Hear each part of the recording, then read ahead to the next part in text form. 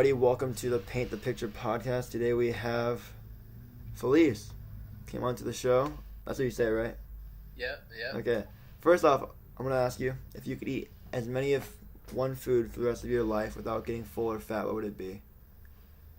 It'd definitely be rice. Rice? Yeah, this is a Japanese side of me. You're Japanese? Rice. Yeah. Oh, rice sick. Japanese. Okay, yeah, I'm half Japanese. Oh, That's cool. snap. Yeah. Okay. Oh, wow, okay. Dude, rice. That's a great answer then. Okay, do you want, what would you put on your rice? Just plain rice? Yeah, I could do plain rice. I can do anything, man. Any of the Japanese seasoning. Damn, okay. That's really cool. That's the most unique answer I've heard so far. Oh, word? Yeah. Okay, well, now that we got that out of the way, I wanted to ask you, how did you come up with the name Falease? Yeah, that's a good question, man. Yeah, I used to battle rap, and my battle rap name was 10 grams because it was just like a reference to, crack. And somebody from my neighborhood was just like, yo, man, you should be crack, your name should be 10 grams. But then, as I was getting a little older, I was like, I don't know if that's really marketable. So I remember I was just sitting on my couch. It's like 2011. And I'm sitting on my couch, and for like an hour, I was thinking of a name. And I started out originally having the first and the last name, and it was Falease Sofe, and it just flows and I just made up the spelling. Yeah. And I gave it my own meaning, which means shining prince. So it's Prince. not derived. Yeah, it's not derived from any root or suffix. Yeah. Or anything. It's just totally made up. So That's dope. So you created your own meaning to a word that is not even real. That's really sick. Yeah. That's awesome. I mean, yeah, because I was wondering, Falease. I wonder if that was your first name or what. I was like, this is a very interesting word. But okay, that's really sick. Yeah. Besides that, tell me a little about yourself and your where you're from and everything. Yeah, man. So I'm born and raised in Toledo, Ohio. Toledo is 2.5 hours away from Cleveland, a half hour away from Detroit. Shout outs in the Midwest. Grew up there. Went to preschool, kindergarten, grade school, middle school, high school. High school was around the time I was buzzing with music. I did music and I played basketball. Before music started really popping off, I really wanted to go to college and play ball. That's how dedicated I was. And I was like, I don't know how much impact I can have on people as a basketball player. Yeah. And then it's not really promising, you know what I mean? Yeah. So, then I did a little bit of college, and after that I was submitting to perform in different places in New York because as a kid I always wanted to be in New York. I come from a music family, so and I got the opportunity to do it, and years later we're here now. Yeah. So you've been making music for how long? 10 years, you'd say? Yeah, I would say 10 years or so. I started taking it seriously when I was 16. So Gotcha. I was, Okay. Junior high school, and yeah, man, just been at it ever since. Yeah. So I know there's not too much tracks of yours on SoundCloud. Is some of the old stuff you made when you were 16 still up on the internet somewhere I can find? You might. I know a lot of that stuff came out on sites that don't exist. Yeah, true. Yeah, so I got I lost a lot of stuff, but I got some stuff in some hard drives. Yeah. Have you ever thought about going back to it and remastering it and redoing it today? Yeah, OD. I listen back to some of that stuff yo, I could do that so much better. Yeah. What's going on? Yeah. See, that must be really cool because you've been doing it for 10 years now then, and be able to look back and oh shoot, that was cool, but it's nowhere near to my level now. Yeah. So do you see your growth completely? Yeah, definitely.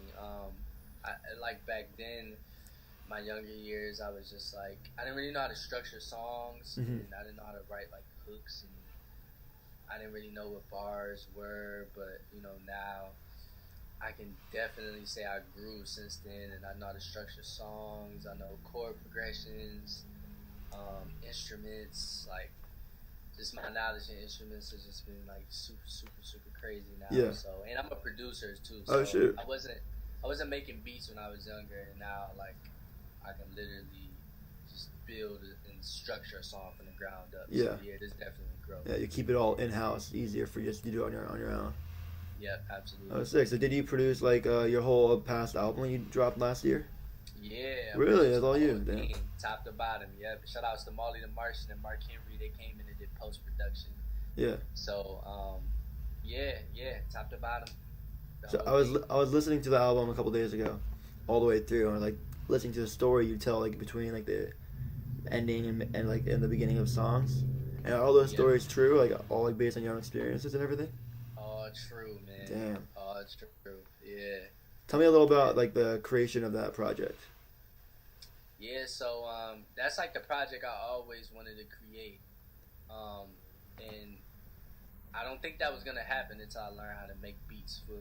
Mm-hmm. So I only been making beats for like 2.5 years now. So I really locked in with Molly the Martian. He's the executive producer for Fab. My homeboy DJ Bugatti, he was always making beats, so I was always around it, but I always wanted to do it to get my perspective. Mm-hmm. And when I got it down packed and when I learned how to chop samples and stuff like that, I was like, all right, I can finally make that. Yeah. I always wanted to make, you know what I mean? And I started working on it like beginning of 2015. So, Oh shoot, okay. Yeah, that project actually been done for like 2 years, and we just put it out last year in October. So, yeah, and I know I had a story to tell. You know, where I'm from, Toledo, we really don't have a voice like that. So I just kind of wanted to. It's kind of tough there growing up, so I kind of wanted to take all the tragic and traumatizing things and just kind of put a story to it and make it, you know, put it in a beautiful light, so people can know, like, you know, if you're in a struggle and you're trying to come up, you know, you can always get out of it. You can always prosper and make a good life out of it. You know what I mean? So, yeah, I'm proud of it, man. And so, that project, the first song I heard by you was "Come Up in a Minute," right? Dope, I feel like that's most people. That's the first song they've heard about you, because it was on Pigeons and Planes. So how did that all happen? Yeah, man. So it's funny. I was always reaching out to Pigeons and Planes. Yeah. I've been reaching out to them for like 7 years. Dang. Like seriously, like, and they started out as just like a blog spot in 2008, you know, and so you know, long story short, man, they know a lot of they know my partners. Okay. They know Duro. They know Molly the Martian. Oh, Duro. In case people don't know about him, he's a mix and master engineer. He got 6 Grammys. One of his Grammys is for Empire State of Mind. With, oh shoot, that's insane. Yeah. So, yeah, damn. And him and DJ Clue, they found Fab and made him into a star in '99. So, yeah, he, you know, he's been my mentor ever since. He got behind me, and yeah, man. So, you know, shout outs to them. They, my partners had a lot to do with it. Yeah. And yeah. Damn. So, you have a really strong team behind you. Then, how did you even meet them? How did it all happen? Yeah. So, I think in like 2012, Molly the Martian came out here. He's also from Toledo. Okay. And he actually hooked up with Fabulous's brother Paul Kane. It's either in Ohio or Chicago. Before Molly even came out here to New York, and I was kind of buzzing a little bit. My music was out there. People knew about me back in Ohio. Yeah. And he heard about it, and he was like, "Yo, you ever come out to New York? Just call me." You know what I mean? So I was like sending submissions in to perform through a company called Coast to Coast. Okay, I know that one. Yeah. Got it. Yeah. So they was like, "Yo, you know, can you come out?" It was like June something in 2014. Yeah, like, come out in June. Just pay us $200 now, and then come out to New York and pay $200 more to get on stage. And I was like, all right, but I didn't have the money. Yeah. But I still hopped on the bus and came there anyway. I didn't really have a lot of money, so I literally I was donating plasma to buy a Megabus ticket. Oh damn. And yeah, so I was like, I literally gave my blood for this, yo. Yeah. I got here, and I had a flip phone, and I called Molly. I'm like, yo, I'm out here. Tell me where you live. Like, yo, come to the crib. I didn't have no bread, so like, but I had 2 CDs Yeah. of my music in my book bag, so like, I sold them for $5 a piece, and I was able to buy a bus ticket. And I went to his house, and it was like boom. So from there, Molly introduced me to Fab. He introduced me to Duro. He introduced me to everybody. And they know the people up at Pictures of Planes. Yeah. And shout out to my guy Eric. Shout out to Jacob Moore, because I talked to them guys on Twitter. You know, they reached out, man. So it's a really, really good thing we got going on, man. Shout out to them, man. Dude, that's awesome. Yeah. So was it you took a big risk just trying to come out here and do it all. Did the coast to coast live performance pay off in the end? Like, did it lead to a lot more connections and whatnot? No, it was funny because I knew I wasn't gonna have the money to do it. Oh, I never performed at it. Yeah. Oh, you never did. I never. That's crazy. So you came out here to do it. And you're like, I can't do it. I don't have the money. Oh, that's awesome. Yeah. But I mean, if you never even came out here, though, you wouldn't have been to where you are today. Like, that really helped you out in the long run. Yeah, I don't think so. I think it was something about that time. Like, I knew that time that it was very important for me to come out here. Yeah. I couldn't wait. I felt like I would have just got sucked into just being comfortable where I was. You know, because you kind of hit a ceiling in Toledo. You know, it's not really much of an industry there. Yeah, definitely. Yeah, so, yeah, it was really important at that time. And then, so, is there any reason why Come Up in a Minute wasn't on the Falease album? I know it dropped like 2 months later. Did you create it after the album was done, or? Yeah, I actually created that song after I was finished Oh, okay. with the album. Yeah. So, but it was even though it was different sonically. Yeah. You know, it's just a different feel. Than Yeah. But the message in it was so strong. We figured like, oh, okay, we can still make a correlation, and we can still lead them to the album. We can lead them back to the album. Yeah. Come Up in a Minute without misleading anybody. Yeah, well, I think it was a really Like, good the same marketing message. technique, right, that you did there. Yeah, thank you, man. Appreciate it. And so you've been in New York since 2014, then? Yep. Ever thought about moving out to the West Coast, to LA? Oh, hell yeah. Quiet as kept. Because I know you rapped about it a lot in the album. Yeah. But coming down to LA, so I was like, hey, you come down. Yeah, it was a vibe. Last time I was there, man, was 2015. We all went out there. It was my first time to LA, first time being on a plane, first time like having major label meetings, and it was crazy, man. Shout outs to Sir and shout outs to Jay Pounds. I met those guys when I went there, and I'm working with Jay Pounds now. He's just signed to Rock Nation.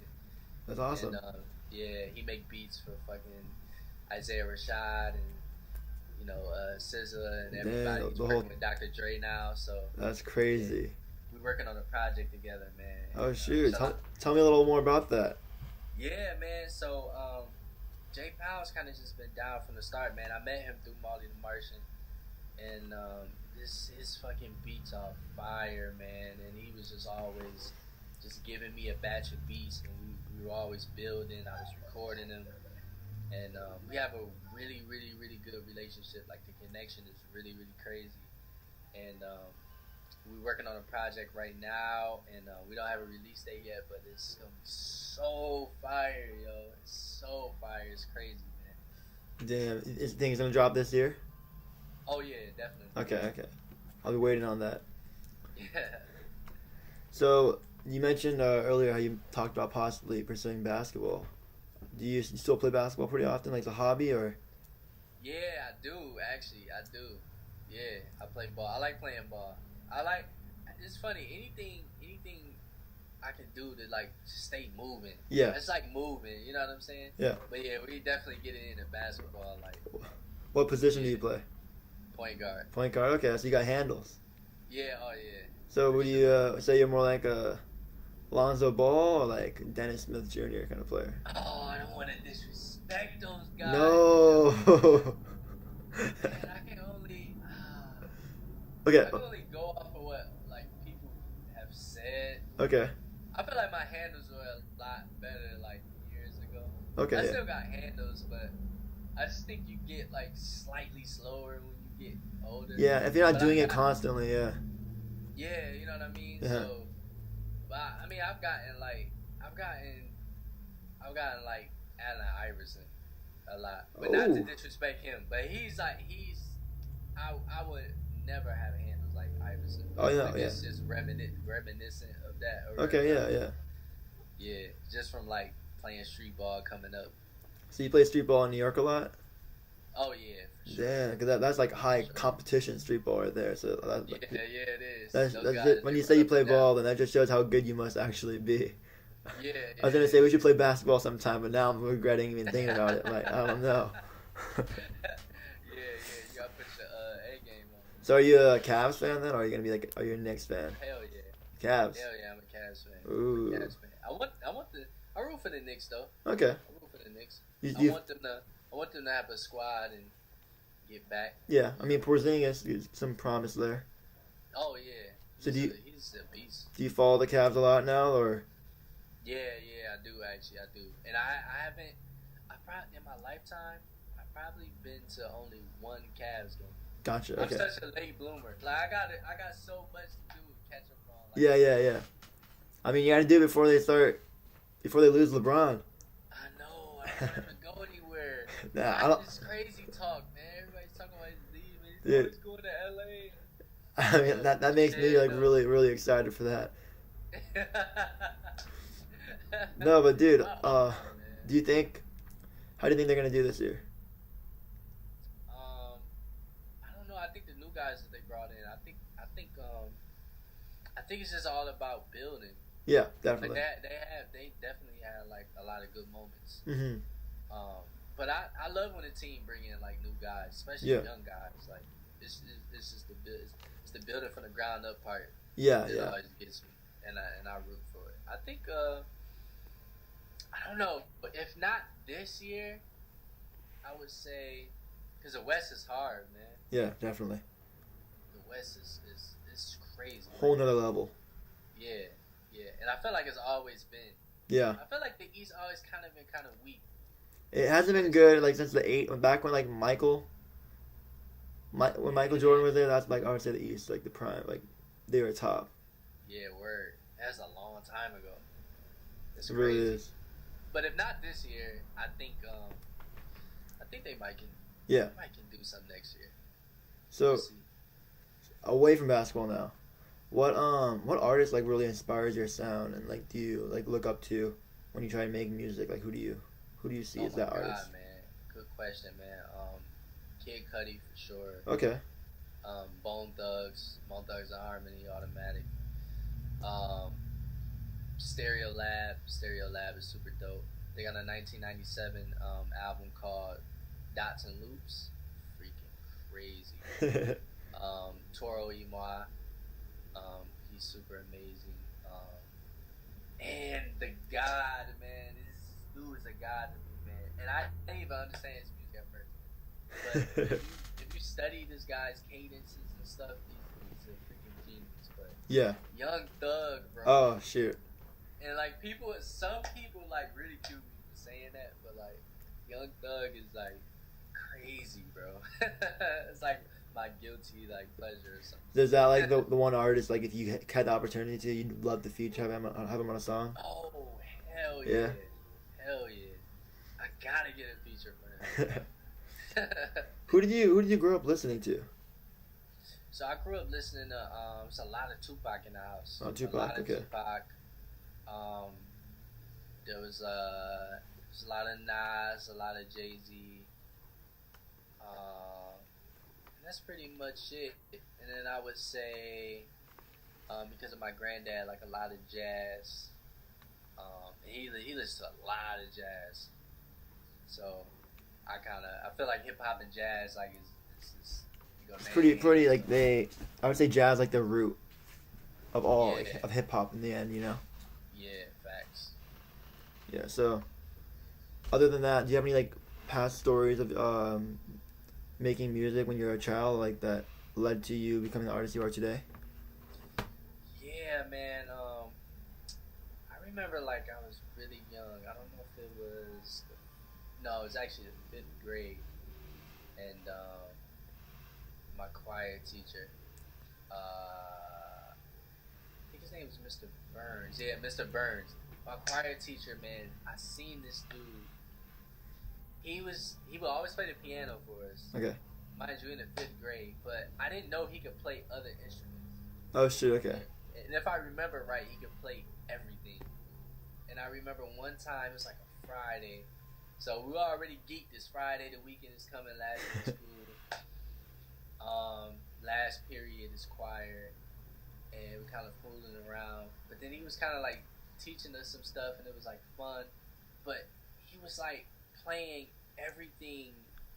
He was playing the same song, but on everything. On every instrument? And I was just like, yes. And I was like, because first of all, it's kind of like what Quincy Jones just said in an interview, and I kind of related. He said the first time that he seen a piano, he fell in love because he said the sound of the piano made him think that he didn't even think a human could play something like that. Mm-hmm. And I didn't think that either. Like I was like, people actually play these instruments. Yeah, yeah. You know what I'm saying? And he like played something on the piano. He stopped, picked up the cello. He played something, stopped. And I was like, what? I was like, you can do that? I'm like, yo, music is crazy. Like that young. Yeah. That young. Like it was crazy, man. So I know you mentioned you play instruments. Do you teach yourself everything? Like. Yeah, I do. So right now I'm like teaching myself chord progressions and stuff on the piano. Any MIDI board I can get to, man. I just practice. Dang. Make beats. I want to learn a guitar next. I want to learn all of them next, man. Yeah. Just a walking like instrument. Like, And be able to use it all on your own tracks and everything too. Yeah, definitely. So do you do a lot of? My next project is like that too. Oh really? So yeah, I think, and it's already done. I don't think I used the sample at all on my next one. Sick. Yeah. So the level of it crazy. Yeah. So like, do you do a lot of live performances out there in New York? Yeah, I do, man. Whatever I can do, whatever is available. Yeah. Open mics, big or small, whatever. I got some pretty big shows coming up. I got a show at Pianos NYC. It's gonna be really big. We're gonna do SOB soon. Shoot, dang, that's crazy. Yeah, word. It's definitely been a journey, man. I'm happy about it. That's really exciting. And Yeah. did you say like a lot of it is due to that one Pigeons and Planes article that like jumpstart a lot of your career? Yeah, I really feel like it. Feel like it. It for some reason it just seeing me on that platform just made me level up on just like how I want to present my shows and like my stage production and like how I want my show to flow and you know what I mean. So it's really been like it's really been crazy. And definitely probably shows like it reassures you that you're doing something right. You know, like being able to put onto a platform where like hundreds of thousands of people see, like you kind of made it, or at least like you got your foot in the door in a way. You know. Yeah. That's really exciting. I always like I dream about it all the time. Like and when it happened, I might like break down, cry, tears of joy. Yeah. Dude, you gotta come out here and do some shows in LA. I'm sure you have a huge fan base out here. Oh, that dude, you don't know the half of it. This summer is lit. You're coming out this summer? This summer. Shoot. It's lit. Dude, hit me up. Oh, you already know. That'd be crazy. It's automatic. You already know. Dang, that's really exciting. Actually, I had no idea. That'll be so cool. Yep. Are you gonna do some drop your albums during that same time too? I don't really wanna. Don't say anything if you don't want to say it. Okay, I don't want to say anything. Yeah. But you're more than welcome to come to these sessions. Me and Jay Pounds. Okay, dude. I'm definitely gonna take you up on that offer. That sounds crazy. Yeah. Okay, so I'm gonna ask you one more question. Where do you want to be by the end of 2018? Like, what do you want to accomplish? It can be either anything like from analytics to just like taking a step forward in the music, or learning the guitar or something like you said earlier. What do you want to achieve by the end of 2018? I want to be on the road, man. On the road. I want to live on the road for Yeah. a bit. And I want it to be. I want to open for Kanye. Oh shoot! His tour. That'd be crazy. Yeah. I mean, got a good feeling about it. You have some good connections, so it's definitely not out of play. Right. We're gonna see. I mean, I just hope he drops an album this year. I'm hoping. Just wait. Oh, you know something I don't know? Just wait. Oh shoot, dude, you just. Wait. Damn. I mean, but you know, Kanye's never gonna disappoint. I mean, yeah, he just returned to Twitter like a couple days yesterday. He's been tweeting off the wire. So I'm like, okay, something's coming. Something big is coming. Like, yeah. For his manager to let him go back on Twitter, that just shows something's happening. Yeah. They just gotta try to tame him. Yeah, you can't tame him though. It's too rough. Dude, it was a great time talking to you, man. We're gonna probably wrap it up though. Any last words you want to say? I know you don't want to talk about any specific release dates or anything, but anything else you want to say to your fans?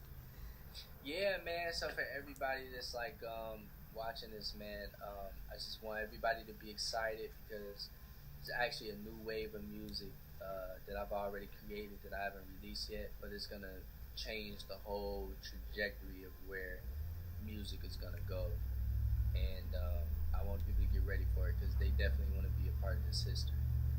So it's something we haven't seen in this state of hip hop. So I want everybody to get ready for that. Dude, stay tuned. I'm gonna be watching. I'm have my notifications on for anything you ever post on Twitter and Instagram. Oh yeah, no doubt, man. Dude. I appreciate it. Well, dude, it was great having you, everyone. This is the Paint the Picture podcast. We had Falease. Thank you for being here. Thank you for having me, man. I look forward to interviewing you again in a couple months after the album's out. Yeah. Oh yeah, we're gonna have a good talk. Okay, man. Have a great day. All right, you too, bro. Cheers, man.